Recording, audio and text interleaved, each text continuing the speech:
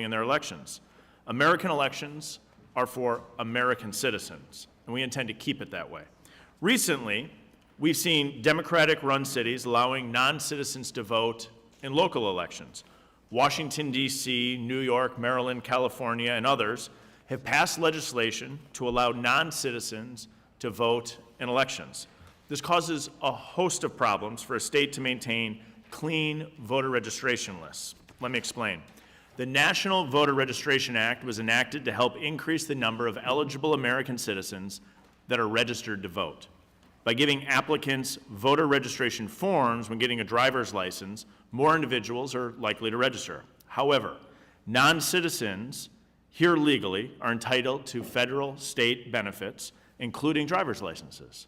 That means in some circumstances, non-citizens also receive the same voter registration forms.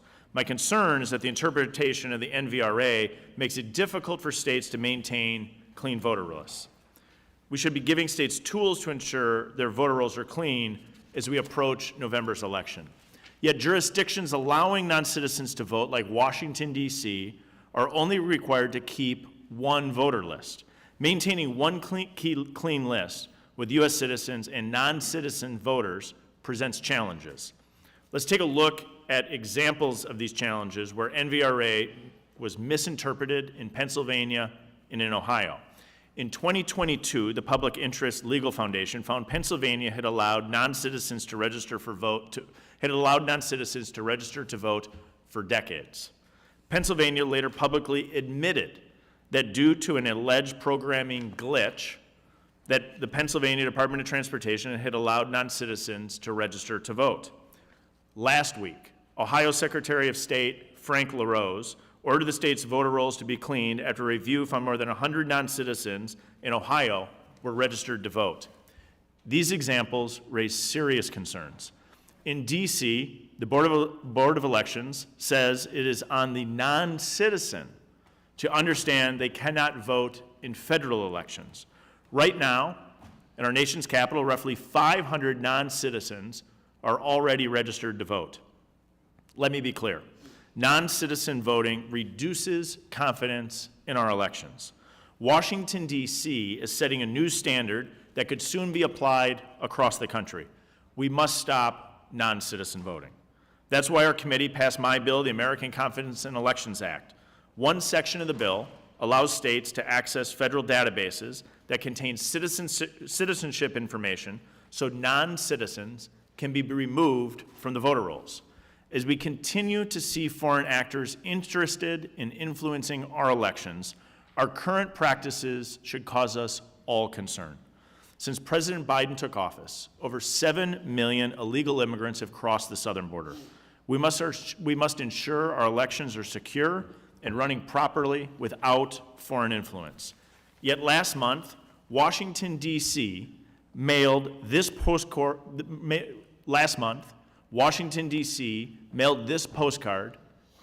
across the city encouraging non-citizens to vote. In response, I sent a letter to the D.C. Board of Elections about the postcard. The D.C. Board is actively hosting virtual town halls, encouraging non-citizens to vote. To vote in local elections in our nation's capital, you only need to reside here for 30 days. That means any non-citizen who moves to D.C. by October 5th can vote in this November's election. If any of the 7 million migrants move to D.C. by this October, they can vote in the upcoming election. In our nation's capital, they don't even need a photo identification to do it. This does not instill confidence in our elections. The Committee on House Administration has broad oversight of our nation's federal elections, including here in our nation's capital. We've passed a bill to require citizenship to vote in D.C. elections. Republicans on this committee are committed to ending non-citizen voting. We'll also discuss the role of foreign nationals play in our elections by contributing to nonprofits. Federal law prohibits foreign nationals from contributing to campaigns. However, we have seen foreign nationals use a loophole to get around this. Yesterday, I introduced legislation to close that loophole. When our committee heard from all 6 commissioners on the Federal Election Commission last year, Democrats and Republicans alike, every commissioner agreed that this loophole should be closed. And I'm hopeful that we can all agree that only American citizens should be contributing and voting in our elections. I'd like to thank our witnesses for joining us today to discuss these important topics. And with that, I yield to the ranking member for 5 minutes for his opening remarks. Good morning. Thank you, Chairman Stile, and thank you to each of our witnesses for being here this morning. Donald Trump's unprecedented attempt to stop the peaceful transfer of power is an appalling stain on American history. But it appears the lessons Republicans learned from the fiasco that the former president caused in 2020 was not don't steal an election, it was just start earlier. For all else being said here today, here's the one takeaway that you should remember, that we should be all very clear-eyed about. MAGA extremists are laying the groundwork to overturn the 2024 election, to betray once again the will of the American people. Today's hearing is not actually about non-citizens illegally voting in federal elections. Even the conservative Cato Institute acknowledges this isn't a problem. And what does Speaker Johnson have to say on the subject? Just last week, he declared that he knows intuitively that a lot of non-citizens are voting in federal elections, but it's not been something that is easily provable. Not provable because there's no proof. The Washington Post has it right. Republicans have increasingly acknowledged that their claims are all about the vibes. Republicans aren't governing based on facts. Frankly, they're not governing at all, and it's an embarrassment. This hearing is about preemptively covering Donald Trump's lies. The hearing isn't about law and order. It's about laying the foundation for the next big lie. It's about saying that illegal voting is the cause of an election defeat. And we know this is untrue because we know the law is already clear. And I'll read from 18 U.S. Code 611. Quote, "It shall be unlawful for any alien to vote in any election held solely or in part for the purpose of electing a candidate for the office of president, vice president, presidential elector, member of the Senate, member of the House of Representatives," end quote, or other federal offices. I'll say it again. It is unlawful for non-citizens to vote in federal elections. A violation of this law is punishable by up to a year in prison, followed by deportation. Additionally, 52 U.S. Code 20511 makes, quote, "The procurement or submission of voter registration applications that are known by the person to be materially false, fictitious, or fraudulent," end quote, a felony, which, by the way, would result in a 5-year prison term and subsequent deportation. These laws are already on the books, and these laws work. That's why Speaker Johnson had to publicly admit he has no proof of fraud. Republicans know they work. My majority colleagues know, in their heart of hearts, the American elections are secure, fair, and free. They know this truth. Look at the parade of former Trump administration officials who, when put under oath, when facing penalty of perjury by Congress or other law enforcement officials, confirmed that their claims about fraud in the 2020 election were false, confirmed that President Trump lied to, and by the way, continues to lie every day to the American people. This is the public record. MAGA Republicans are howling about this non-issue, not because they believe American elections are insecure, but because they're desperate to destroy American confidence in elections. They want Americans to be afraid. They want Americans to believe Donald Trump's inevitable excuses, his torrent of lies about fraud when he once again leads the Republican Party down a path of insurrection. It is unconscionable that the same cast of characters that tried to steal an election 4 years ago are preparing to do it again and are using this committee, using this hearing to begin that process. The coup starts here. This is where it begins. When the history of Donald Trump's attempt to steal the 2024 election is written, and I assure you, history will look closely at each of us. The Speaker's trip to Mar-a-Lago last month will stand out. The Speaker's press conference on the Capitol steps last week will stand out. This hearing today will stand out. It is profoundly disappointing that my Republican colleagues are comfortable with that. I certainly am not. And with that, I yield back. The gentleman yields back. Without objection, all other members' opening statements will be made part of the hearing record if they're submitted to the committee clerk by 5 p.m. today. Today we have a one-witness panel. We welcome Secretary Cord Byrd, Mr. Hans von Spakovsky, Mr. Christian Adams, Ms. Caitlin Sutherland, and Mr. Michael Waldman. Our first witness, Secretary Cord Byrd, serves as Florida's 37th Secretary of State. Prior to serving as Secretary, Mr. Byrd served in the Florida State Legislature, serving on the Public Integrity and Elections Committee, serving 2 years as Vice Chairman. Our next witness, Hans von Spakovsky, is a Senior Fellow at the Heritage Foundation.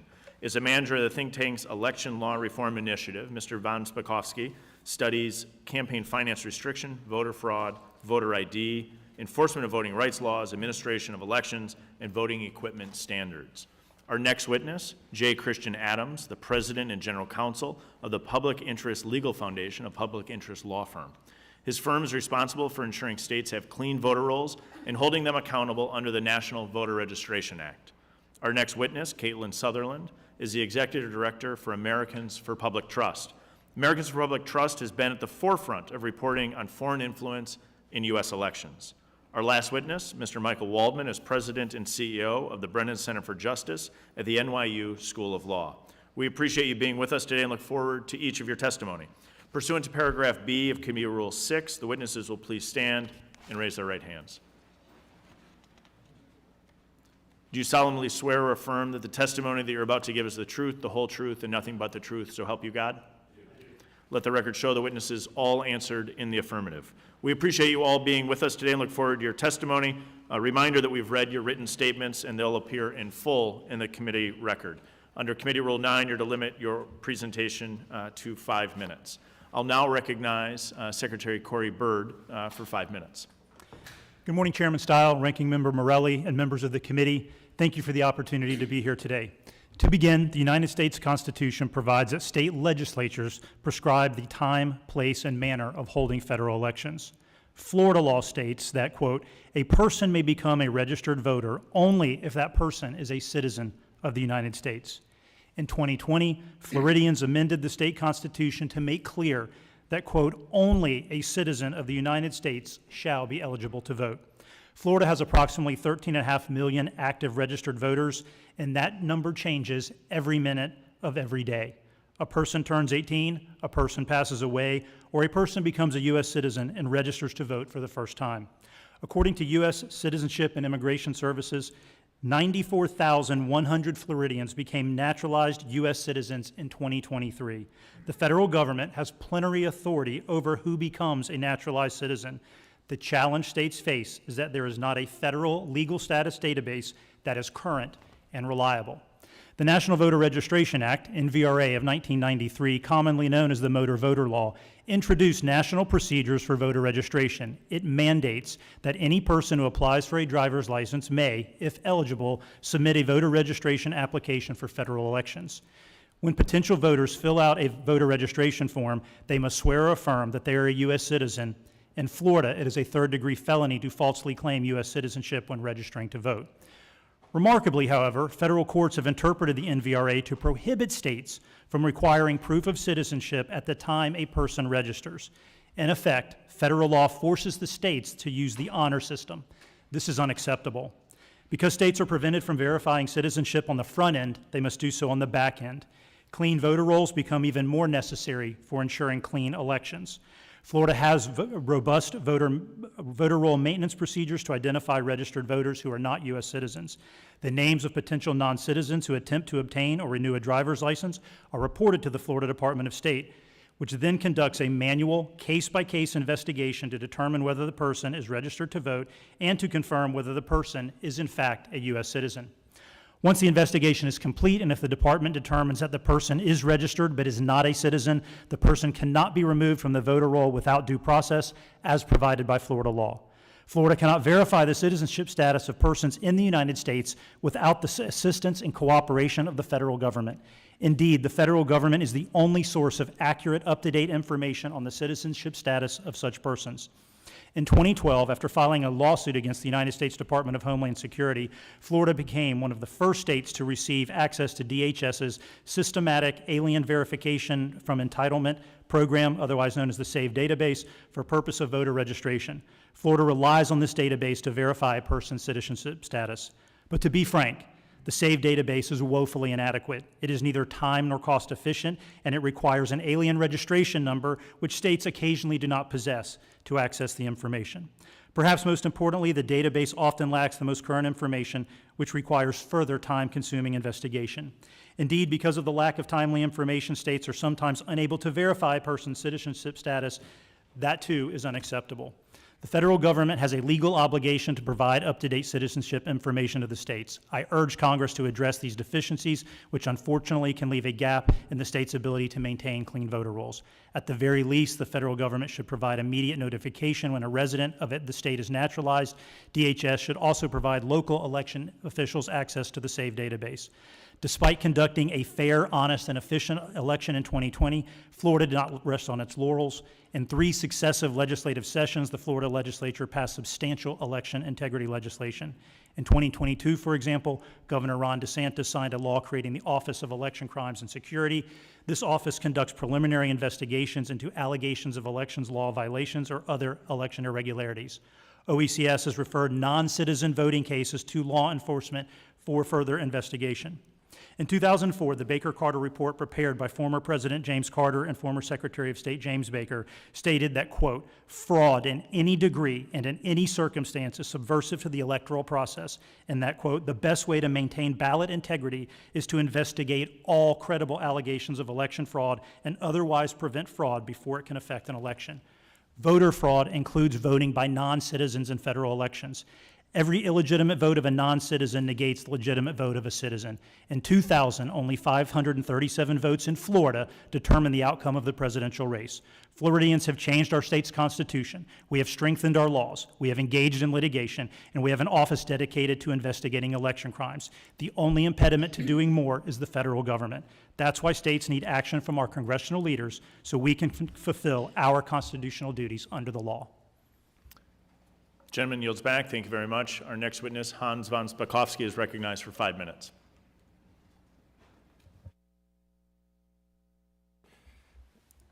Protecting the ability of American citizens to participate in our democratic process is one of the most important duties of Congress. That requires ensuring that aliens, both those here legally and illegally, are not unlawfully registering and voting, spending money to support or oppose candidates in state referenda, or distorting and diluting representation of citizens by being included in apportionment and redistricting. We know that aliens are registering and actually voting, although we don't know the extent of the problem, since the vast majority of states are not verifying citizenship. But the indicators that it's occurring are there, and it's important to understand that every vote by an alien voids the vote of a citizen.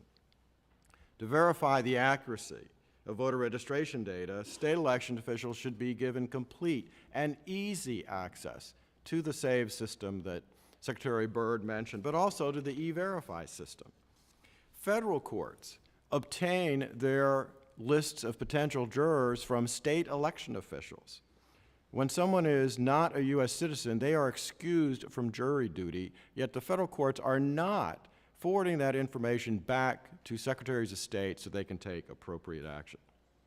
Congress needs to amend the NVRA to clarify that the NVRA does not prohibit states from requiring applicants to provide proof they are U.S. citizens. Congress also, because of its constitutional authority over aliens, could make that a requirement for federal elections. The federal government requires individuals to provide such proof in order to be employed. And the right to work and earn a living is just as important as the right to vote. Barring states from requiring proof of citizenship makes no sense, particularly when the federal government requires that in order to be employed. The federal application for naturalization form asks whether an alien has, quote, ever registered to vote or voted in any federal, state, or local election in the United States. When an alien answers yes, DHS just sits on that information. Federal law needs to be changed to require DHS, when they get a yes answer, to forward that information to the state election official where that alien registered or voted, to the state attorney general, and to the U.S. Department of Justice so that state election officials can take that individual off the rolls, and state and federal prosecutors can investigate and prosecute. Federal campaign finance law prohibits federal governments and aliens from participating in elections for candidates for office. But the definition of elections in the Federal Election Campaign Act does not include ballot referenda, according to the U.S. Supreme Court, and according to the FEC, it also does not include recall elections. That is a change that needs to be made in the law to keep foreign influence out of our elections.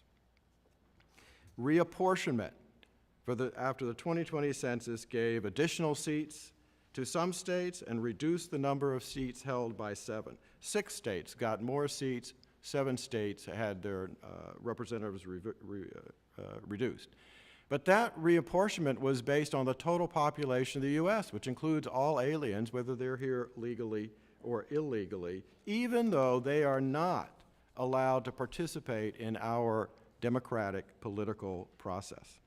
In addition to distorting representation in the House, it distorts our presidential election because, of course, reapportionment determines how many electoral votes someone has. How bad is the distortion?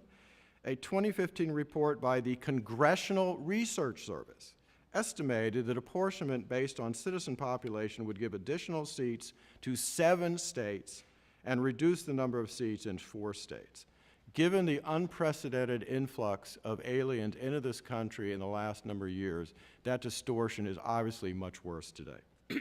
We should provide both access and security in the election process for all eligible U.S. citizens. But allowing aliens to participate in the election process unfairly dilutes the votes of all citizens, regardless of their race or which political party they affiliate with. Congress and the states need to take steps to stop this from happening. Thank you. Thank you. The gentleman yields back. Mr. Christian Adams is recognized for 5 minutes. Thank you, Chairman Stile, Ranking Member Morelli, members of the committee. Thank you for the invitation to testify. In this polarized atmosphere, it would be wonderful if we could agree on a few basic facts. Non-citizens are, in fact, getting onto American voter rolls, and some of them are voting. The data show that most often non-citizens are getting on the rolls through the motor voter process or third-party registration drives. Ignoring this problem ignores the harmful impacts to both our elections, but also to the aliens who are caught in the system breakdown. Because they have registered to vote, often at the behest of third parties or bureaucrats, these well-meaning green card holders face deportation. When a foreigner registers to vote in the motor voter system, as undeniably happened by the thousands in Pennsylvania, every American should be concerned. Once upon a time, fixing this problem would have been a bipartisan priority. We've identified 4 core elements that lead to foreigners registering and voting. Number 1, a faulty motor voter system facilitates alien registration and then voting. We discovered this most dramatically in Pennsylvania in 2017, where every PennDOT customer was offered voter registration for an estimated 2 decades, regardless of citizenship. Even worse, foreign language customers were screened in different written languages than the ones they speak, that increased the number of foreign voter registrations. Element 2, when states do not or are prevented from investigating prior claims of non-citizenship, foreign nationals fill the rolls.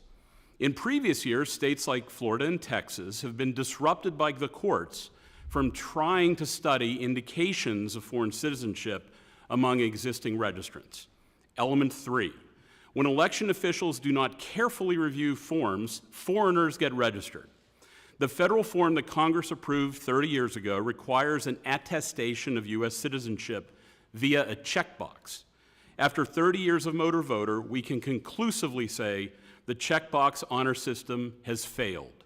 Unfortunately, my organization has found in California, Florida, Texas, Virginia, Pennsylvania, New Jersey, and other states where applicants actually admitted on the registration form they weren't U.S. citizens and still got registered to vote. We call these checkbox no's. Litigation that the Public Interest Legal Foundation has brought has revealed disturbing numbers of checkbox no's.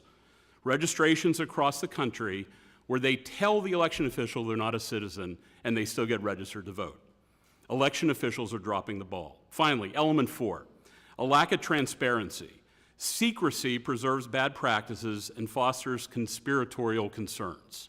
When people don't know the truth, they think things up that aren't true. And that's why states have to comply with Section 8 of NVRA and disclose public records. In 2024, it is no longer an open question whether foreign nationals are registering and voting.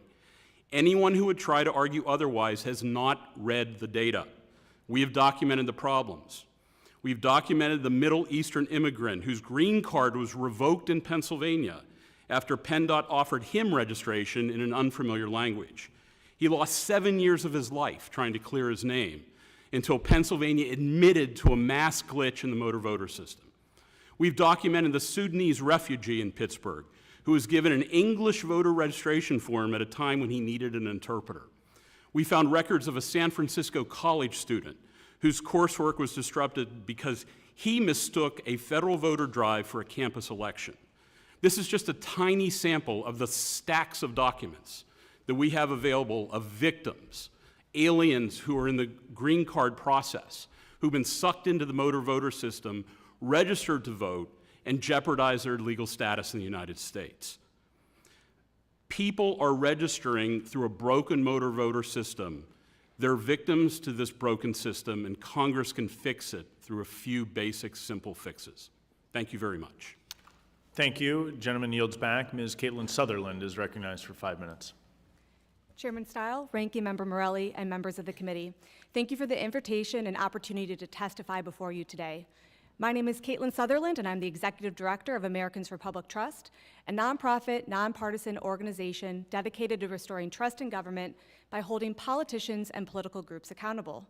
Since our founding in 2020, APT has devoted extensive resources to uncovering, mapping, and publicizing outside money and influence in politics and policy. Americans should have every confidence that their elections are free from foreign interference and influence.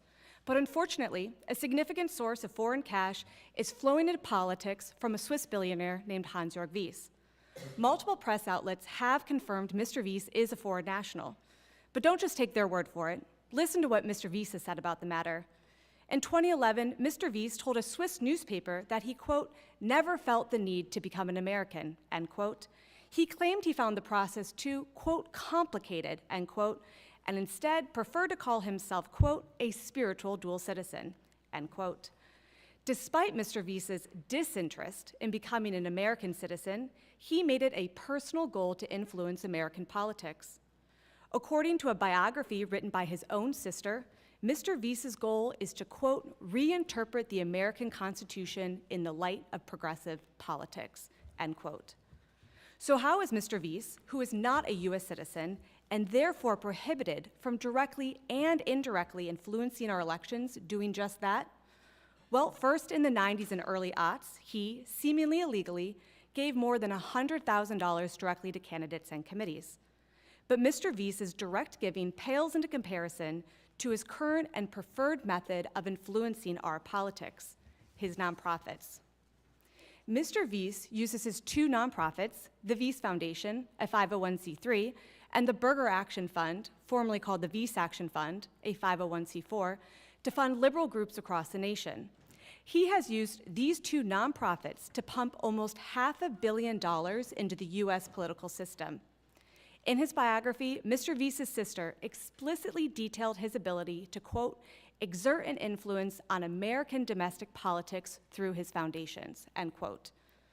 If this sounds like a staggering amount of money from a reclusive foreign billionaire and organizations that are far from being household names, that's because it's all by design. Again, while speaking to foreign media, Mr. Wyss admitted that he was fighting laws in Arizona that, quote, give police too many rights, end quote, working to nominate progressive federal judges and funding abortion clinics. But the catch? He also bragged that his, quote, name never appears, end quote, linked to his efforts. In fact, the Associated Press described Burger Action Fund as, quote, a nondescript name for a group with a rather specific purpose, steering the wealth of Hans-Jörg Wyss, a Swiss billionaire, into the world of American politics and policy. So how exactly, in his own words, does he exert an influence? According to the New York Times, Mr. Visa's, quote, political activism is channeled through a daisy chain of opaque organizations that mask the ultimate recipients of his money. The most opaque of those organizations is a little-known group called the 1630 Fund, which, according to Bloomberg, serves as, quote, a clearinghouse for the left, end quote, and has also received $243 million from Mr. Vies. 1630 Fund bankrolls efforts to elevate President Biden's agenda, funds Supreme Court nomination fights, invests in massive voter turnout operations, engages in issue advocacy campaigns against vulnerable Republican senators and representatives, and has funneled nearly $100 million and counting into state ballot issues across 25 states. That's right, the same group that has received around $250 million from a foreign national turns around and spends it on GOTV, voter registration, super PACs, and ballot issues. These foreign influence loopholes must be closed. Foreign nationals are already barred from donating to candidates directly, so why should all these vehicles that influence our elections be any different? American elections should be for American citizens. Stopping foreign nationals, whether they be a reclusive Swiss billionaire or a communist dictator, from funding U.S. policy fights is a simple step to take. In his 1796 farewell address, George Washington cautioned that, quote, foreign influence is one of the most baneful foes of Republican government, end quote. Over 200 years later, that sentiment remains true. Thank you. Thank you. The gentlewoman yields back. Mr. Michael Waldman is recognized for 5 minutes for an opening statement. Mr. Chairman, Ranking Member Morelli, members of the committee, Americans are concerned about the health of our democracy, and rightly so. Ever since our nation was founded in the Declaration of Independence, on the idea that government is legitimate only when it rests on the consent of the governed, we have struggled over decades and centuries to live up to that ideal, to make sure that our ability to have self-government extends to all eligible Americans. All of us, whatever our views, should care and fight for elections that are free and fair and secure. So in the sweep of American history, the rise of the election denier movement is extremely disturbing. Never before has there been an organized political force determined and devoted to undermining public trust in our system and in our elections in this manner. Now, in 2020, we heard wild stories of voting machines flipping votes, of boxes of ballots, of ballot paper that supposedly had bamboo fibers in it to prove it came from China. This year, we're hearing the beginning of wild stories about widespread, huge numbers of non-citizens voting in federal elections. So let's be clear, this is an urban myth. It is a conspiracy theory. It is not true. Why is it happening now? It's being pushed preemptively, I believe, to set the stage for undermining the legitimacy of the 2024 election. This year, the big lie is being pre-deployed. And it is the basis for the SAVE Act and what we believe is an unnecessary and misguided piece of legislation. As we have heard, it is illegal today for non-citizens to vote in federal elections. Very illegal. States have a multiplicity of procedures in place to detect and prevent it. And as a result, non-citizen voting in federal elections is vanishingly rare. Now, this legislation would essentially require citizens, eligible voters, to produce a birth certificate or a passport or naturalization papers in some instances to vote. These are documents that many millions of Americans do not have. Eligible voters, citizens do not have. Now, Speaker Mike Johnson, as we've heard, said recently on the Capitol steps that we all know that intuitively this all must be happening. As he said, quote, but it has not been something that is easily provable. In fact, it is easily disprovable. Any individual who illegally registers or votes in a federal election leaves a paper trail. They are handing the evidence of their crime over to the government. These records are publicly available to all for scrutiny, and as I say, governments have ample opportunity to find, detect, and prevent this kind of action. There are real problems in our electoral system, challenges to our elections. disinformation and deepfakes driven by AI, racially motivated voter suppression, a broken campaign finance system, gerrymandering by both political parties. Congress should act to address these and other real challenges. So we urge the Congress to enact the Freedom to Vote Act and the John Lewis Voting Rights Act.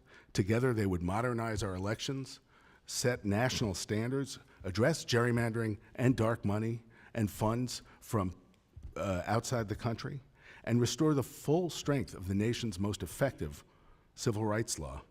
And at the very least, we urge Congress to act on a bipartisan basis, as it has before, to provide funds for election officials to do the very work of securing election integrity and securing accurate lists, voter rolls, and running these elections in upcoming appropriations, as has been the case in previous years. We can do this. We can bolster election integrity while ensuring free and fair elections. We can do this if we rely on facts, not fear, facts, not, quote, intuition. Congress has done this before. It should do it again, and we urge you to reject measures that would undermine faith in our system and disenfranchise many eligible voters, and instead come together for reforms that would improve our system and continue our march toward that system envisioned by the Constitution and the Declaration of Independence. Thank you. Thank you. The gentleman yields back. I'll begin our questions today, followed by the ranking member. We'll then alternate between parties. I recognize myself for 5 minutes for the purpose of asking our witnesses questions. Mr. Christian Adams, I want to start with you. Federal law makes it a felony for non-citizens to vote in federal elections. Is that correct? It is. And federal law also makes it a felony to submit a voter form with false info, like citizenship, correct? Correct. But under the NVRA, National Voter Registration Act, states are required to provide voter registration materials at various state offices, including those providing public assistance, right? Yes, it has one, but it's limited the burden on the states. But Okay, so how does the NVRA deal with the situation when non-citizens receive public benefits like driver's licenses? Do they get voter registration materials? well, some states have started to cram in voter registration materials with those public benefit applications, which are going to citizens and non-citizens alike. Okay, so with that background, then the situation in Pennsylvania, what did your organization learn about the voter rolls when you brought the lawsuit in Pennsylvania? Yeah, this is a disaster, what happened in Pennsylvania, that has not gotten enough attention. Steve Dinan at the Washington Times has written about it. Pennsylvania was registering non-citizens for 20 years, and they admit it. This is not subject to debate. And the question is, was it 10,000 or 100,000? And so that needs to be fixed immediately in Pennsylvania, correct? Well, we're suing to see what they did to fix it, and we're in the Third Circuit Court of Appeals. We've already won summary judgment to get the records of the fix, but Pennsylvania's playing keep away. Thank you for that. Let me shift to you, Mr. Hans von Spakovsky, if I can. Ohio recently announced that they did a review and found 100 non-citizens on their voter rolls. Is that accurate? Yes. And so then, sticking with the topic of non-citizen voting, isn't it true that this November, non-citizens that reside in D.C. for simply 30 days can vote in D.C. municipal elections? That's correct. And D.C. also mails every registered voter a ballot, correct? Correct. And so you're telling me that in Washington, D.C., if there is even a small clerical mistake, non-citizens could be mailed a ballot with federal races on them? That's correct. But we've heard and we know it's a felony for non-citizens to vote in federal races, but the D.C. Board of Elections held a call a few weeks ago encouraging non-citizens to vote in the municipal elections and told the public it was on the non-citizen to understand they can't vote in the federal election, correct? That's correct. And so then I want to go back because we heard from one of our other witnesses that non-citizen voting is a myth, that there's no evidence of this. But was there a case where there was a close election in the House of Representatives and Congress went back and studied whether or not non-citizens actually partook in that election or not? There was, and in fact, I brought the report. This is the House Oversight Committee report from 1998, and it was the investigation of the race between Bob Dorn and Loretta Sanchez. Margin of victory, 979 votes. Because the INS refused to give the committee records, they had to subpoena them. And when they compared the INS records to the Orange County Register, they found clear and convincing evidence that 624 aliens had registered and voted. They found circumstantial evidence of 196 aliens who'd registered and voted. That's 820. What did they have to do to be able to cross-check that?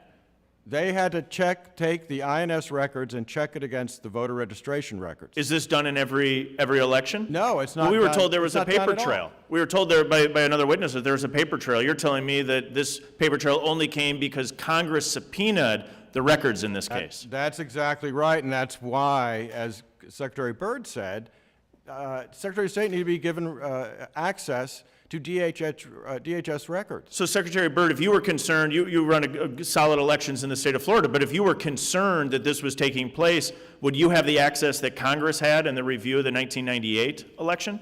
We do not have that access in a timely and efficient manner. Would you like the access to that? Absolutely. It would make total sense to be able, we were told that there's a paper trail to allow you to go and to review whether or not this is taking place, because as Hans von Spakovsky just said, that in the case where it was reviewed, over 600 individuals were found to be non-citizens who voted in that election. Is that correct? I'll come back to you, Hans von Spakovsky, on that. It is, and it's against the law. I'm not aware that the U.S. Department of Justice investigated or prosecuted a single one of those aliens who voted. And I have personal experience with this also.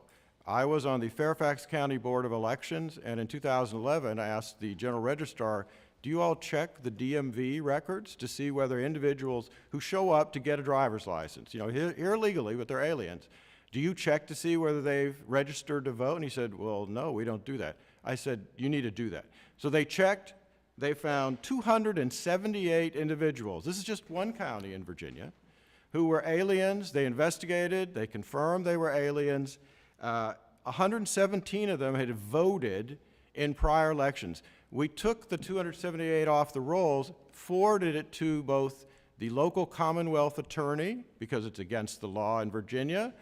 He did nothing about it. So the way that you're describing this sounds a lot like, to me, that somebody's saying that there's nobody speeding on the interstate. And I would say, well, how do you know that? And it's very clear. The speed limit's 70 miles per hour. So we know no one is going over 70 miles an hour, and the evidence of that is there's no speeding tickets that have ever been issued. No, Where if you actually went and reviewed this, as was done in this case, what we found was this is an actual and substantive problem, exacerbated by the fact that places like Washington, D.C. are allowing non-citizens to vote in municipal elections, don't have proper controls to prevent them from voting in federal elections. And then as we look, a staffer on my committee walked by this ballot box in Washington, D.C., unlocked, unsecured. Does this increase confidence in elections, in your opinion, Mr. von Spakovsky? No, it implements a huge risk that something could happen to those ballots. It could be stuffed with ballots. Ballots could be stolen. I mean, So if Washington, D.C. Board of Elections, if this is how they're operating their ballot box collection, less than 1 mile from where we sit right here, it gives me great pause that there's not any clerical errors occurring as to when they have non-citizens on the voter rolls in Washington, D.C. being in a position to vote for federal elections. That should cause grave concern, which is why non-citizens shouldn't be voting in our elections, period. And it shows from the evidence here is exactly why we should actually be reviewing and enforcing the law as it relates to non-citizens voting in our federal elections. Let me shift gears before I'm done quickly to you, Ms. Sutherland, on a slightly different topic about foreign funds in U.S. elections. So today, under current law, can foreign nationals pay for activities like voter registration, ballot harvesting, and get-out-the-vote activities? Yes. That's really concerning. We already saw the massive problems associated with Zuckerbucks in the 2020 election. We've held hearings on it here and flushed out those concerns. Congress needs to close that loophole. Now, doesn't federal law generally prohibit foreign nationals from directly or indirectly spending money in U.S. elections? That's correct. But as your organization's documented, foreign nationals are using nonprofits as a pass-through to give to often Democratic super PACs. Is that correct? That's correct. Can you explain that problem briefly? Absolutely. So foreign nationals are prohibited from contributing to super PACs directly, but there's nothing prohibiting a foreign national from contributing to a 501c4 that then turns around and gives to a super PAC. In fact, in 2020, we saw that the 1630 fund that received tens of millions of dollars from a foreign national turned around and contributed $60 million to pro-Biden super PACs. Exactly the problem. When we had the FEC commissioners in here, Democrats and Republicans alike all agreed that we should close that loophole. I've introduced legislation to do just that, preventing foreign interference in Americans' Elections Act. I would love to see a full vote in favor by all 12 members of this committee. I think it's essential, as we're looking at foreign interference in our elections, that we come together to close that loophole that you just identified, that every FEC commissioner that testified before us said should also be closed. This should be a no-brainer, and I hope to have that done before this November's election. I thank all of you for being here today. I yield back, and I'll now recognize the ranking member for 5 minutes for questions. Thank you, Mr. Chair. I think this committee has already acted on that bill, I thought, unanimously. I may be mistaken, but be happy to work with you, and I think that's an important thing that we should work on. I do ask for unanimous consent to enter into the record an article published this morning by Reuters entitled "Trump Allies Laying the Groundwork to Contest Potential Election Loss," which reports that Trump and his allies are planting seeds of doubt about the election, including the introduction of this bill. And I will ask for Without unanimous objection. consent to Without include objection. that in the record. I said in my opening statement, and I'll make clear again, everyone watching should be clear, this hearing is not a serious effort to stop non-citizens from voting, which does not happen and is already illegal, as I think everyone has testified. And we know it again because of what the Speaker said. He admitted they have no evidence. So even what's being talked about here, he didn't suggest that as evidence during his press conference. He said we actually intuitively know it. I think others would agree, there's an effort to help the former president capture the presidency, and we should be clear about what a Trump presidency would bring to this country. To do so, we need to look no further than Project 2025, which is an extremist 920-page manifesto embraced by the Trump campaign to reshape the federal government into an arch-conservative Christian nationalist autocracy. Project 2025, organized by the Heritage Foundation, calls on a second Trump administration to massively expand the power of the presidency and the power of the government over Americans' daily lives. And it outlines how a future Trump Department of Justice will prevent women nationwide from accessing health care, including access to abortion. In fact, Donald Ayer, a Republican, a Deputy Attorney General of the United States under George H.W. Bush, said that Project 2025 is full of, quote, ideas that are designed to let Donald Trump function as a dictator. He really wants to destroy any notion of a rule of law in this country and is now preparing to do a bunch of things totally contrary to the basic values we have always lived by. If Trump were to be elected and implement some of the ideas he is apparently considering, no one in this country would be safe. That's a Republican, former Deputy Attorney General of the United States. So how does this all tie in today's hearing? Well, the majority has called one of the leading architects of Project 2025 to testify on behalf of their bill. So I really have to give you credit for saying the quiet part out loud.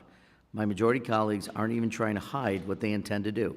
They invited the architects of the Day One dictator plan to this hearing, and I think it shows how extreme and undemocratic the entire exercise is. And the American public deserve a full transparency about what the Trump campaign is planning, what the majority witness in his organization is planning. And I would like to, with unanimous consent, introduce for the record, Mandate for Leadership, the Conservative Promise Project 2025 into the record. Without objection. Mr. Waldman, let me ask you, are you familiar with Project 2025? I am. If this hearing is meant to help Donald Trump contest the outcome of the 2024 election, and it most certainly is, then plans like this Project 2025 and conservative activists like those called by the majority are preparing to assist Donald Trump's administration implement catastrophic policies that Americans fundamentally oppose. By your estimation, how would Project 2025 damage American democracy and the rule of law?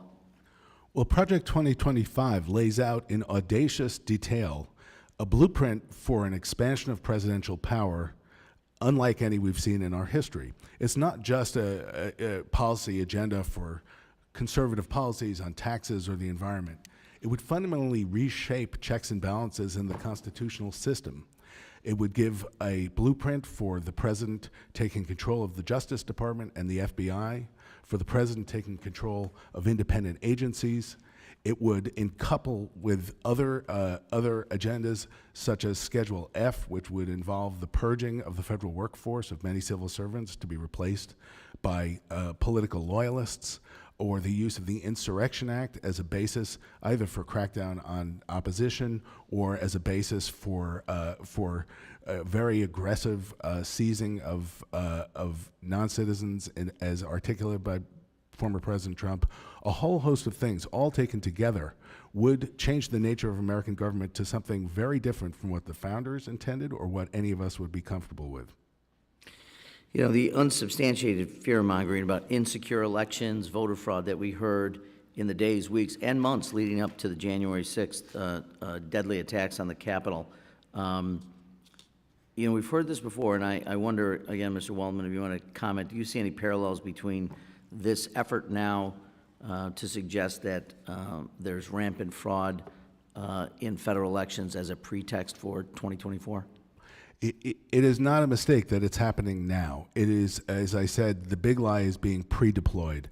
And in 2020, the election deniers were improvisational and somewhat slapdash. Now it is very well organized, and it is very well funded, and it is thought out well in advance to try to set the stage for challenging the legitimacy of elections. As we know, Donald Trump in 2016 said that he had really won the popular vote. If you could deduct the millions of non-citizens who voted, he said. These were evidently invisible people because nobody ever saw them and there was never any proof. And that was an election he won. He did the same thing with other charges in 2020. And it's important to note, too, that this myth of widespread tens of thousands, hundreds of thousands of non-citizen voters was deployed in 2020 as well. Rudy Giuliani lost his law license in part because of his lies about non-citizen voting in Arizona. Lies, I should note, that were repeated by President Trump on the ellipse as he sent the crowd up to the Capitol. So this was not the central argument then, but it is now. Very good. Thank you. Thank you for giving me the extra time, Mr. Chair. I'll yield back. Gentleman yields back. Ms. Bice is recognized for 5 minutes. Thank you, Mr. Chairman. First, I want to address a comment that was made prior in opening statements to Mr. Waldman. You mentioned that you felt like there were not massive numbers of illegals voting, and this shouldn't be a focus. But I think with more than 7 million illegals crossing into the United States in the last 3 or plus years, it is our duty that we ensure that we are protecting the integrity of the election system. And so that's why we're here today, is to ensure that that doesn't happen. Yes, we have identified, Mr. Adams has identified areas where this is occurring, but to suggest that we shouldn't be focused on this because it's not happening now, I think is misguided. Mr. von Spakovsky, in jurisdictions that allow non-citizens like Washington, D.C., to vote, will non-citizens be on the same voter registration lists as citizens? As far as I know, that they will be. And if I just quickly mention, the only requirement is to be arrested for 30 days. That means the ambassador from Russia, the tyrannical regime trying to obliterate Ukraine, could easily register to vote now. Should federal law require these jurisdictions to have 2 separate lists and 2 separate ballots to ensure that this type of situation does not happen? Yes, they should. Otherwise, aliens may be voting even when they shouldn't be in federal elections. And can you talk a little bit about the proposal that you've been championing, which requires federal district courts to transmit the names of dismissed non-citizen jurors to the state's chief election officials? Sure. In 2005, I think it is, GAO actually did a study on this. They were looking at information that might be helpful to state election officials. They surveyed a number of federal district courts, and one federal district court said, well, I think it was a 2-year period, about 3% of the individuals been called for jury duty had been excused because they were not U.S. citizens. And remember, you have to swear under oath when you're answering questions like that. Obviously, that information should have been sent back to state election officials, because those district courts also all confirmed where were they getting their list of potential voters in places like Atlanta and Arizona from the state election officials. So clearly, these were all individuals, aliens, who were registered to vote, excused from federal jury duty, yet the information wasn't getting back to election officials. I want to pivot back just briefly with Ms. Sutherland's discussion on foreign influence in our elections through these C4 organizations. And I want to enter into the record, ask unanimous consent to enter a report from the People United for Privacy on the impacts of foreign donor reporting schemes. Without objection. Thank you, Mr. Chairman. Mr. Adams, I want to move over to you. The National Voter Registration Act exempted two states from requirements for registration. Can you tell us a little bit about that process? Sure. I've had the pleasure, I guess, of reading the congressional record from '93, and one of the issues was an exemption. And there were 7 states at the time. Maine has since been unexempted, but the 7 states, New Hampshire, Wisconsin, Minnesota, Idaho, Wyoming, and North Dakota, were exempted from the NVRA originally because they had same-day registration. They had same-day registration. North Dakota doesn't even have voter registration, so they were exempted. We actually brought a lawsuit in Minnesota and Wisconsin the last week to question that as an unequal sovereignty issue, that we're trying to get public records, because you can't get public records in Wisconsin, especially from WEC, and not easily at least. And so we're trying to get public records in Wisconsin and challenging that exemption. If Congress were to amend the Voter Registration Act, as some are thinking about doing, how would it work in these states that are exempt? Right. I think Congress should strongly consider ending the exemption, because these states are already doing the motor voter registration generally, right? They're complying with what the Democrats wanted in '93, but they're not complying with the Dole Compromise of '93, which was to make them subject to public inspection and to have clean voter rolls. So those 6 states are exempted from the clean voter roll obligation that I think Congress should seriously take a look at. I think the big issue that I have is, as we're looking at this holistically, is that the voter rolls are not being cleaned up, which is causing some of the issues that we're seeing, and certainly we need to be addressing that. With that, Mr. Chairman, my time is about up. I yield back. Gentlewoman yields back. Ms. Sewell is recognized for 5 minutes. Thank you, Mr. Chair, and I want to thank all of our witnesses for being here. As the author of the John Robert Lewis Voting Rights Advancement Act and as the ranking member of the Election Subcommittee, there's nothing more important to me than making sure that every eligible American has a right to vote and equal access to the ballot box. Having said that, it's quite disturbing to me to listen to some of the allegations that's going on, but more importantly, the concerted, intentional efforts, as you said, Mr. Waldman, to actually well-fund efforts to subvert the will of the people for the 2024 election.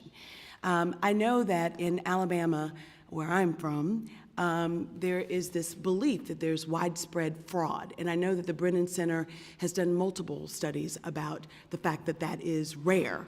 And you, in fact, said that, that the incidence of non-Americans voting, I don't like to say illegal aliens, just non-Americans voting is minuscule and rare. Yet other witnesses have suggested that it happens in Virginia and it happens in Florida. And I wanted to know what your rebuttal is to that. Over the decades, there have been billions of votes cast by Americans, and overwhelmingly, our system is secure. As the Department of Homeland Security, Donald Trump's own Department of Homeland Security said in 2020, it was the most secure election in American history. And there is a multiplicity of systems in place that have been developed over the years to ensure that non-citizens are not voting in federal elections, to ensure that only eligible citizens are. And unfortunately, we continue to see over and over again proposals that would make it harder for eligible citizens to vote. I'll note that especially after the Shelby versus Holder decision, when we saw a flood of states making it harder for people to vote, Americans to vote. And we have now new evidence compiled by political scientists at the Brennan Center from a data set of 1 billion voter records, nearly 1 billion voter records, that the states that used to be covered by the strong Voting Rights Act. Like before Alabama? Alabama and other states under before Shelby County in 2013 have seen a much wider growth in the gap between voter participation rates by white voters and non-white voters, which suggests the impact of that decision. So let's talk about the SAVE Act that is currently being discussed. I personally think that it's trying to delegitimize votes by those who are of color, whether that's Black, Latino, Asian, Native American, let alone to allow them to cast a vote. Can you talk a little bit about the SAVE Act and why you think that this is so destructive? Well, you're exactly right, that we all should be making sure that our voter rolls are secure and accurate, and that only And to be eligible clear, people can all of vote. us want it to make it easier to vote and harder to cheat, don't we all? We all do. Among many other things, the ERIC system, where states compared voter rolls, was the most effective way to assure accurate rolls, and other conspiracy theories and other scare stories prompted states to pull out of that, actually setting back the cause of election security. When you look at the proposal for documentary proof of citizenship, which sounds like a kind of an anodyne idea. Again, what that means in practice is a certified birth certificate or a passport or maybe naturalization papers. And many millions of Americans just don't have that. We did a study in 2006 that at that point found it was 13 million Americans. And you think about not only that people don't have these things, most Americans, or at least about half Americans, do not have a passport. They're not summering in the south of France. My state, along with a lot of other states, imposed photo ID laws, and they prescribed in their state laws which photos are acceptable and which are not. I found it to be appalling that my state refused to take a student's license but would accept a gun permit license. And yet we're choosing winners and losers. And at the end of the day, I have had lots of my constituents talk to me about, especially the elderly or the disabled, who don't drive anymore, who don't have valid IDs according to these papers, but yet they have a validly federal ID, which is called a Social Security card, that everybody has, that's an American. And I think that it's really appalling that we're spending our time talking about this effort when the reality is we need to fully fund federal elections. I think you touched upon that. We have the Federal Elections Commission, but we also have the Election Assistance Commission, and they're not funded. Actually, we zero out their budget. Can you talk a little bit about that in the time remaining? Yes, over the years, Congress, on a bipartisan basis, has provided support, robust support for state election administration, which is so vital to our country.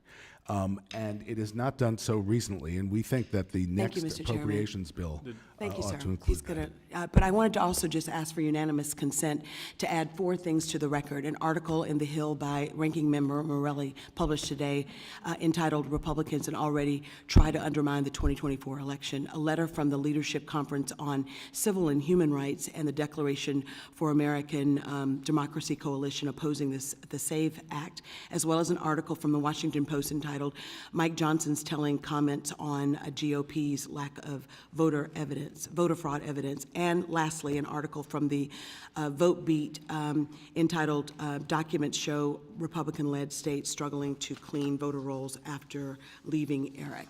Can I please? Without submit them? objection. Mr. Loudermilk is recognized for 5 minutes. Well, thank you, Mr. Chairman. Election integrity ranks in the top 3 issues that are most important to Americans across the board. I mean, this is Republicans, Democrats, and independents. This isn't a partisan issue. This is an election integrity issue. When we allow someone who is not legally authorized to vote in this country to make decisions that are incredibly important to the safety, the security, and the economic viability of Americans, we undermine and undercut the value of each and every individual vote, whether Republican, Democrat, Independent, or whatever. So this is extremely important to both sides. This isn't a political issue, or it shouldn't be. This should be an issue that I would venture to say 10 years ago, 20 years ago, we would not be having this debate on a partisan basis. We would be looking for solutions to make sure every American, regardless of race, creed, religion, whatever, that their vote counts and is not discredited by someone who should not be voting. We have a couple of bills that are trying to address these, and Mr. von Spakovsky, I want to ask you about your thoughts regarding Representative Roy's recently introduced SAVE Act. I know he's trying to address this. We have the ACE Act that we've worked on for a long time in this committee. Regarding the SAVE Act, do you think it gives states the right tools to prevent non-citizens from registering to vote? Yeah, of course they do, and the impediments that have been put in their way to prevent them from doing that need to be eliminated. By the way, can I just say very quickly, all these claims that, for example, states requiring proof of citizenship is somehow going to suppress the vote, keep people from voting, that's exactly the same kind of mythical claims have been made against voter ID for more than a decade, and yet the turnout numbers show, particularly in your state of Georgia, first time in a presidential election ID, 2008, the turnout numbers show it did not suppress votes. You've had record registration, record voting of all voters, including minority voters in your state. And if I may add on to that, the voter ID requirement, my understanding, and you may confirm this, is a bipartisan issue. It ranks very highly among Democrat voters as well. Am I correct? Yeah, the polling universally, and it doesn't matter whether you go to a Rasmussen poll, Washington Post poll, the polling shows that Americans simply don't believe this idea that somehow it's going to keep people from voting. Overwhelmingly, voters say that's a common sense requirement, and it doesn't matter which political party they're a member of or what their race or ethnicity is. Voter rolls, I think, are the key to most of this. And I hear of quite often people telling me they've moved out of state. I hear from people that have moved from Georgia, from another state, and they're still getting ballots from their previous state. Does the SAVE Act go far enough with their mandatory list provisions, maintenance provisions? Oh, I think it's a good start on helping to fix that problem. There are more things that states could be doing. As Secretary Byrd can tell you, Florida, for example, is now entering into agreements with other states to compare and share their voter registration data to, in fact, find people who are registered in more than one state, which that is a problem, and more states need to be encouraged to do that. You touched on this a few minutes ago, and it's regarding databases. Right. Are there additional databases that states should have access to get the information they need to remove non-citizens from the rolls? I mean, you've already talked about jury duty, but what databases should they be able to access? Well, we've mentioned the SAVE system. We've also mentioned E-Verify. But those who think that's enough, it isn't. And the reason for that is, look, DHS is going to have in its records aliens who are here legally, aliens who are here illegally who have been detained. But aliens who have gotten into the country, have never been detained, never been processed, are not going to be in it. And in fact, again, if you look at this report from 1998, the committee says, look, we found 820 aliens who were in the INS records who were registered to vote, but that's only documented aliens. They said that leaves open the question, well, how many aliens were registered who had never been processed or caught by the INS? Well, thank you. I appreciate that. And let me just close with this. My time is up. That what we're trying to do here is to ensure that an election not only can't be stolen, but the accusation of that will never happen again. I yield back. Gentleman yields back. Mr. Kilner is recognized for 5 minutes. Thanks, Chairman. My first question is for Mr. Waldman.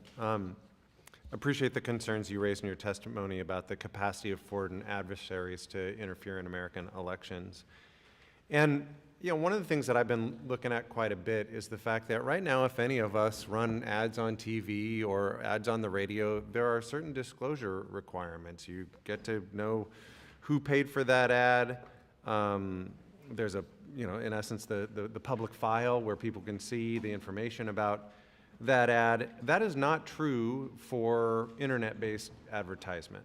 And, why is that a problem? Well, one, we know that more and more political spending is migrating into that arena. And two, we know from declassified reports by the Office of the Director of National Intelligence that Russia, China, Iran, and others have sought to influence public perception of candidates through the internet.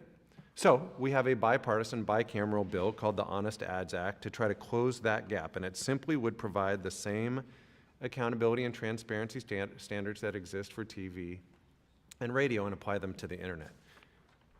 What do you think? Well, thank you for your leadership in the introduction of the Honest Ads Act. We think it is very important. This year, we think that up to 30% of spending on political ads will be online.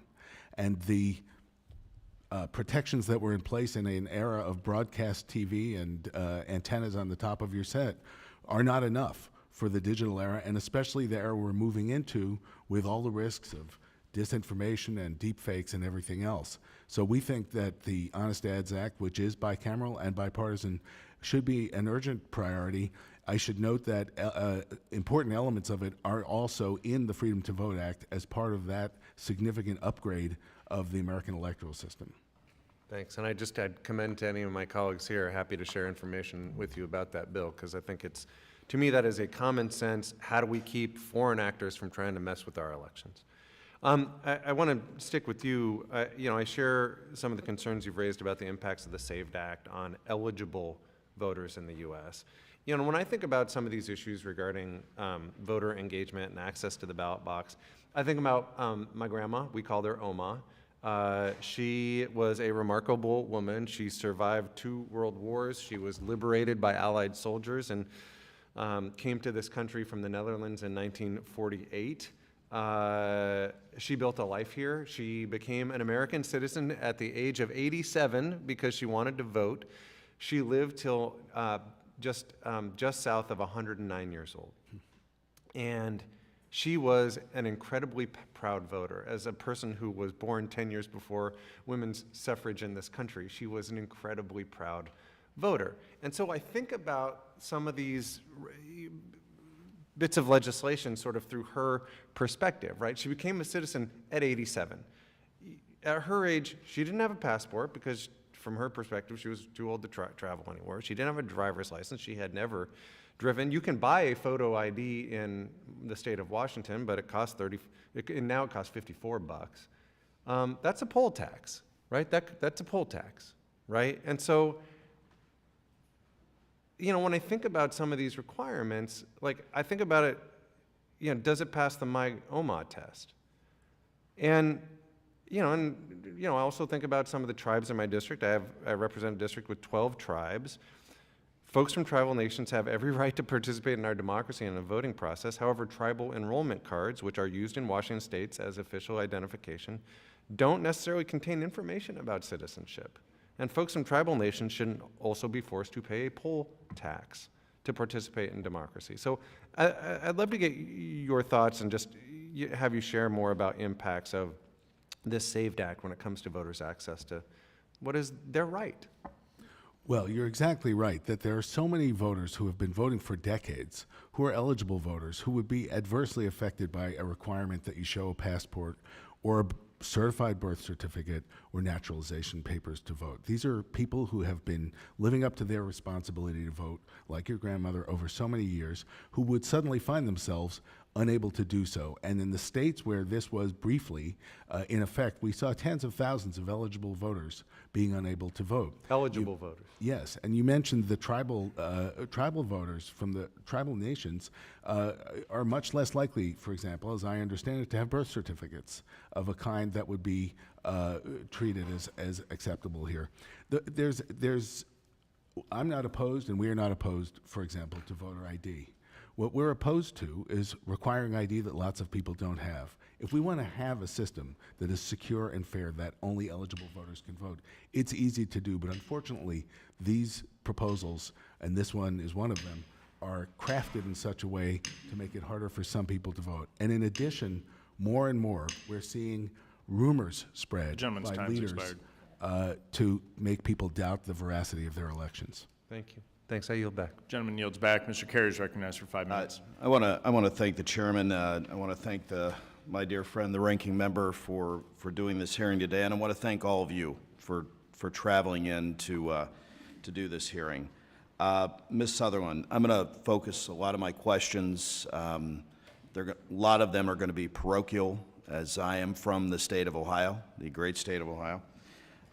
Can you talk a little about your organization's recent report that the 1630 Fund poured almost, if my numbers are correct, or the staff's numbers are correct, roughly $15 million in 8 months in Ohio on different ballot initiatives. Can you kind of just discuss what that was for and where that money came from? That's right. So the group in question, the 1630 Fund, is the same group that counts Hans-Jörg Wyss as one of their top donors. They've been the beneficiary of about $250 million in foreign cash. 1630 Fund turns around and spends it on a lot of things. Yeah, but so one of let those- me ask you real quick. What is the 1630 Fund? What is it?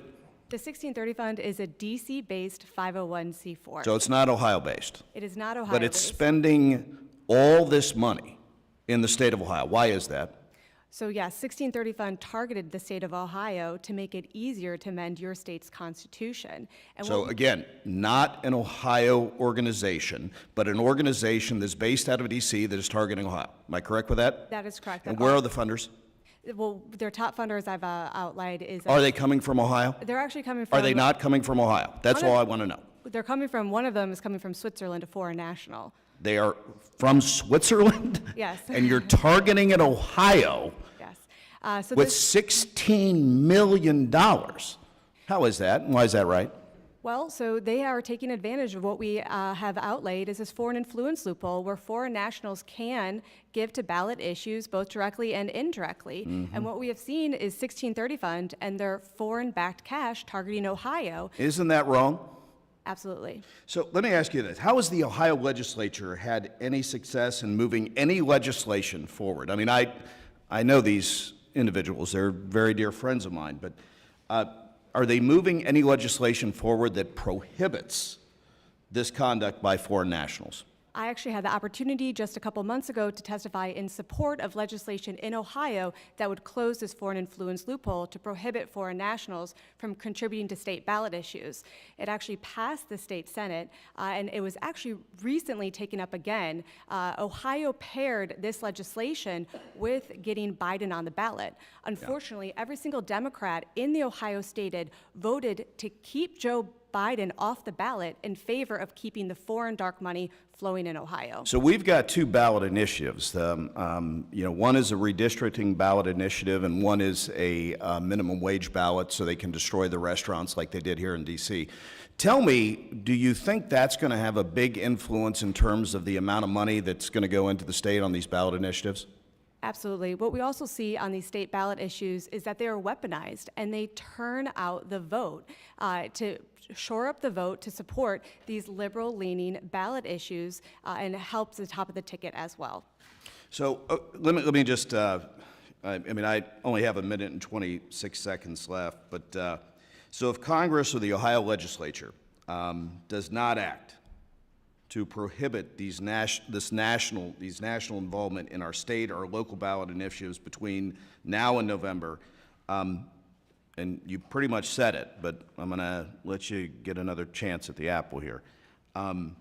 This conduct will continue, am I correct? Absolutely. So in finalization, can you talk just a little bit about what you're seeing in other states? I mean, I know Ohio, $16 million is a lot of money. But what are we seeing in some of the other states?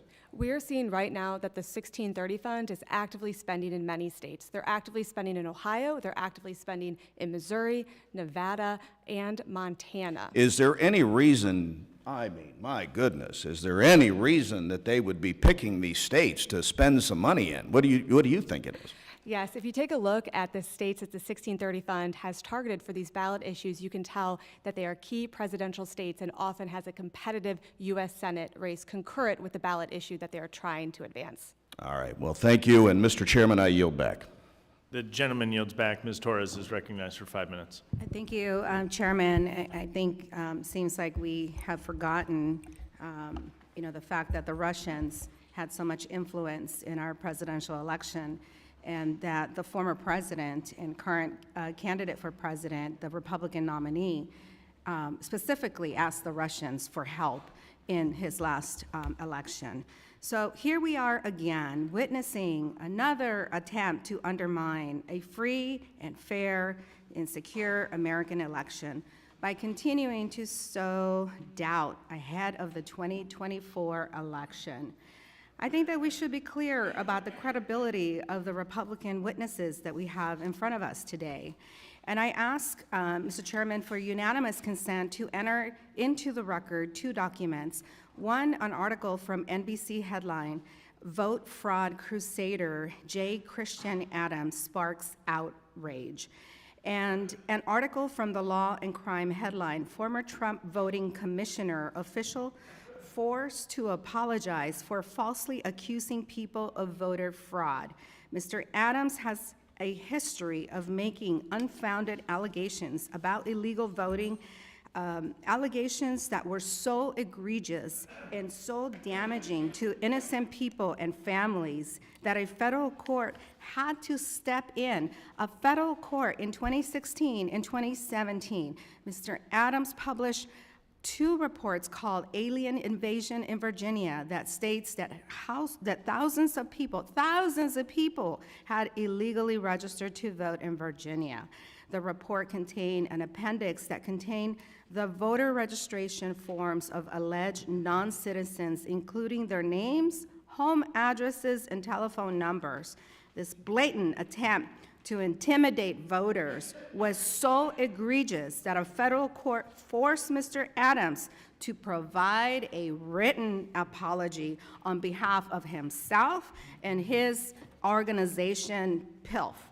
The court also forced PILF to include the following disclaimer. PILF recognizes that individuals in, exhibit whatever, were in fact citizens, and that these citizens did not commit felonies, but were subject to your abuse. PILF profoundly regrets any characterization of those registrants as felons or instances of registration or voting as felonies.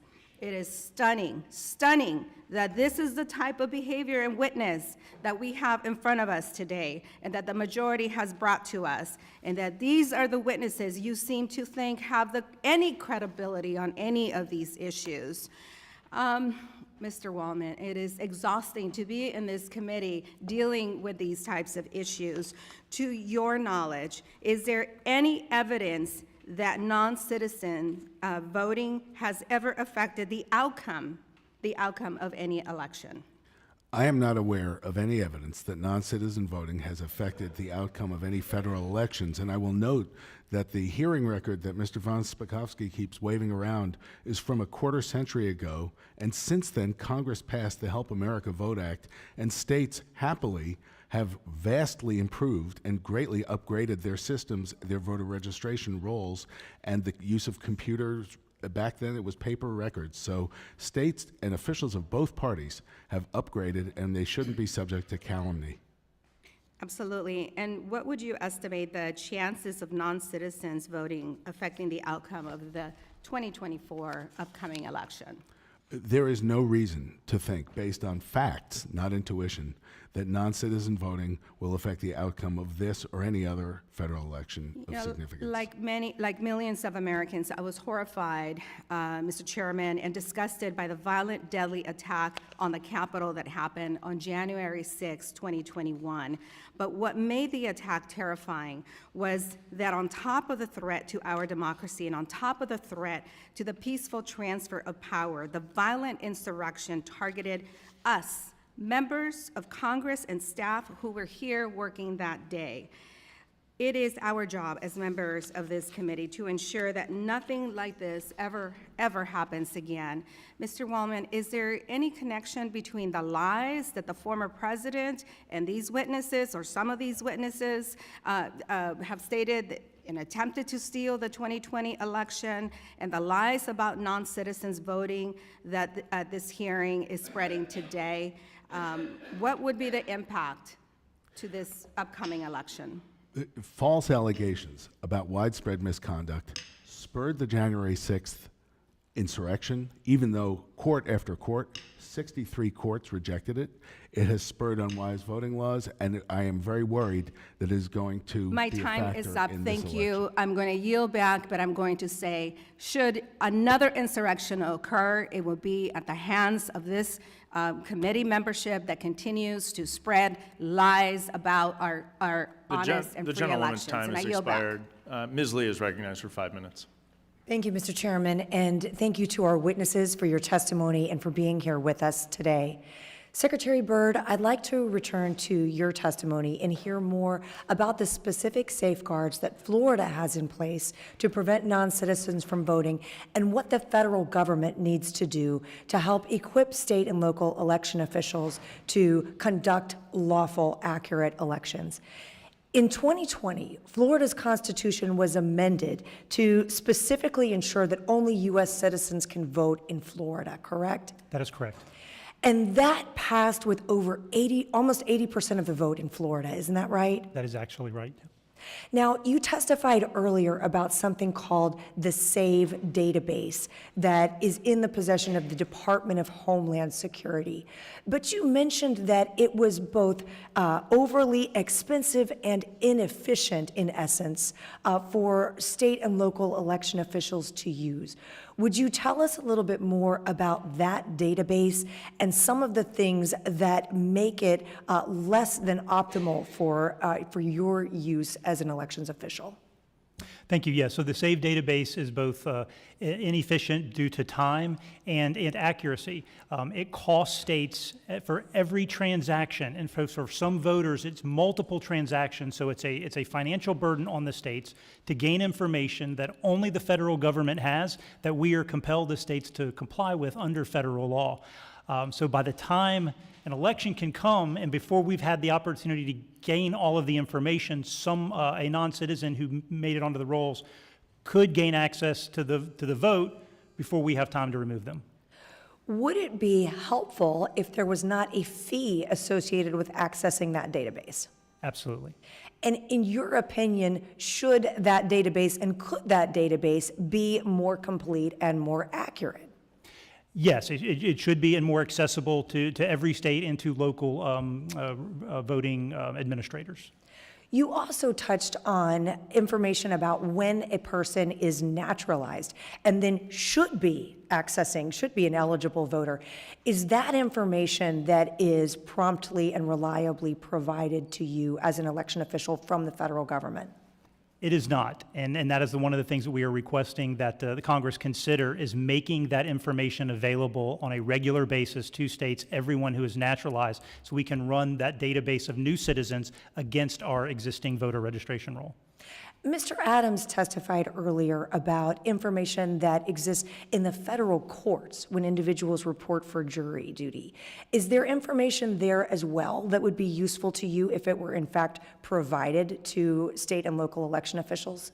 Yes, any information that is in the possession of any branch of the federal government regarding citizenship status would be helpful to the states. Are there other provisions of the NVRA that, in your view, would be helpful if amended? Most significantly, it is the issue of who has become a naturalized citizen, but also, as you know, as my predecessor, as Secretary of State of Florida, in a presidential election year, which we are in, there are 3 periods. We have a presidential preference primary, the primary in August, and then the election in November. There's a provision in the NVRA that prohibits states from doing certain list maintenance 90 days before each of those elections. That's 270 days out of this presidential election year in which states are prohibited from engaging in certain voter list maintenance activity, and we think that should be stopped. Thank you, Secretary Byrd. And Mr. Adams, I wanted to return to you. You featured very prominently in some comments just a moment ago.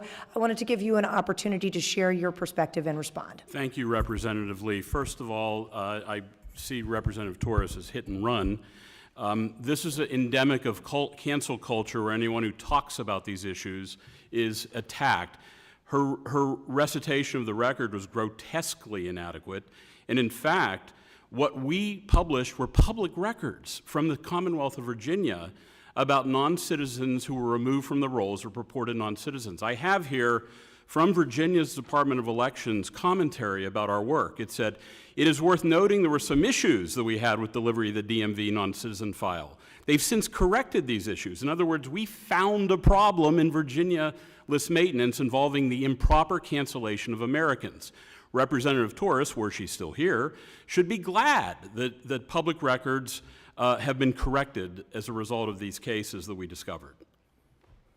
Thank you, Mr. Chairman. I yield back. The gentlewoman yields back. In consultation with the ranking member, we'll each make brief closing remarks before we conclude the hearing. I'll yield to the ranking member. Thank you, Mr. Chair, and I appreciate you giving me a couple minutes here just to gather some of my thoughts. And I think one of the reasons I think we're so concerned about this is there are already doubts being cast on the 2024 election by leading Republicans. Senator Lindsey Graham said he would accept the results of the election only if there was no massive cheating, which has never been proven despite claims in 2020 that there was cheating. Earlier this month, two of former President Trump's potential running mates, Senator Tim Scott and Governor Doug Byrd of North Dakota, declined to commit to accepting the results. Senator J.D. Vance of Ohio, I saw him on television the other day at CNN, said he would only honor the outcome of the election was free and fair, but Republicans should be ready to pursue any problems. The list goes on. Even my colleague from New York, Representative Stefanik, refused to commit to certify voting results in 2024. Byron Donald said he would not necessarily certify the 2028 election results if he were vice president. It goes on and on. We're panicked because in the 250 years of this country's existence, in this republic, people have routinely, on both sides of the aisle, both sides of any partisan debate, have always accepted election results until 2020, and the former president continues to this day to cast doubts. In fact, one of the things I also wanted to point out is we suggested authorizing up to $5 billion over the next 10 years to put money into state and local elections, to help local election officials and state officials do the job at the best of their ability, and haven't had support for that. Frankly, even the ERIC tool, which is a nonpartisan organization that helps states ensure security and integrity of voter rolls by collecting data from various state sources, including DMVs and election offices, the former president went on a rave about sort of conspiracy fueled about ERIC and its partisanship with no evidence at all, but because people feel compelled to follow every single thing he says, they have to run like rats out of an aqueduct to try to keep up with the insanity. I have great respect for my colleague, Laura Lee. She said of ERIC in 2019, when she was Florida Secretary of State, "Joining ERIC keeps Florida at the forefront of election security and will help us ensure a fair and accurate election in 2020 and beyond." I note then, the former president said, "We're not for ERIC anymore." Your successor, who's here, the Secretary of State, caused Florida to leave ERIC, the bipartisan, nonpartisan effort to do this. In fact, even you, Mr. Adams, a witness today, said there was no adequate alternative ERIC, declaring, this is a quote, "There is no replacement right now. People are trying and hoping, and I'm hoping for a Lamborghini." Hopefully you got one, I hope, Mr. Adams, for your sake. You even called out snake oil salesmen pushing the non-existent replacement ERIC. We're desperately concerned about notions that even here we are, 3.5 years later, the former president continuing to insist that there is fraud in a 2020 election despite the countless lawsuits, all the evidence to the contrary, and we're still doing this, which is why we're panicked about 2024. And to say this hearing again, we believe is a pretext for starting to reverse engineer why 2024 we're going to call into question. We don't have any data about it. And frankly, there's so much we can be doing to ensure all Americans vote. And I apologize, I'm taking a few extra seconds here, and I appreciate that. But we're just very, very concerned. And we know, for instance, that the research methodology of the studies referenced by Mr. Van Spakovsky's testimony were immediately and convincingly rebutted upon publication by experts of the survey data used in the study. And it's been a decade now. And in the decade since, the authors of that data have not published a defense of their research that is compelling enough to make it through peer review, or surveys of any serious scrutiny. So I think we all know this. I hope my majority colleagues know this. Some people might say that they just don't care. I hope, no, honestly, I pray that this isn't true. As far as I can tell, none of the majority members of this committee, the main committee of jurisdiction for the bill that we're talking about today, attended the Speaker's now infamous press conference to introduce the so-called SAVE Act, an Orwellian name if I've ever heard one. That was last week. As of 10 a.m. this morning, at least according to Congress.gov, only one of the members of this committee has signed on to the bill. I take that as a good sign. I hope this means, at the very least, most of my colleagues on this committee are unwilling to entwine their names for posterity to these obvious lies, to this disgraceful effort to subvert and downgrade our republic. I think they know deep down, as I do, what's happening here, and I think the rest of us know it too. And with that, I yield back. Gentleman yields back. I thank our witnesses for being here today. I think what we flushed out is the real significant issue that non-citizen voting is playing in instilling confidence in our elections. As we have done over the course of the past 18 months in this committee, we've explored areas where we can improve our confidence in our elections. We did a hearing in Atlanta, Georgia, to show exactly what took place when Georgia passed a voter integrity bill that enhanced integrity in their elections. And contrary to what President Biden claimed and many on the left claimed, what we actually saw was great participation in Georgia. By many analyses, participation actually increasing in the state. The University of Georgia did a comprehensive study of that election, and what we got back was great data that people were actually very pleased with how the elections were conducted and operated, which tells me that as we increase confidence in our election, we actually increase participation. What we've done is flushed out, as Hans von Spakovsky has shown us. This has been an issue that has plagued elections for some time. An election over 20 years ago, this House committee showed numerous non-citizens voting. Then, in more recent era, we have Washington, D.C. aggressively not only allowing non-citizens to vote, in particular for mayor and other key elections in the city, but so much as actively encouraging non-citizens to vote, so much so sending out a postcard at taxpayer expense encouraging non-citizens to vote in our nation's capital. And to do so, one would only need to reside in Washington, D.C. for 30 days. And so as we look at ways to increase Americans' confidence in our elections between now and the November election, I think this should be an area where folks on the left should actually be willing to work with us to make sure that we're addressing these concerns, to maintain that U.S. elections are for U.S. citizens, to remove non-citizens from the voter rolls, to secure our election and increase Americans' confidence in their election, because I believe as we increase confidence in our elections, more individuals are willing to participate, and more participation in our elections is a good thing. Before we leave, I also have a real concern with what the Biden administration has done, in particular as it relates to Executive Order 14019. And what they have done is work to weaponize all federal agencies on behalf of President Biden's reelection campaign. And so I am sending a letter to every cabinet official in the Biden administration, in particular as it relates to this executive order. Our federal agencies should be focused on serving the American people, not focused on re-electing President Biden.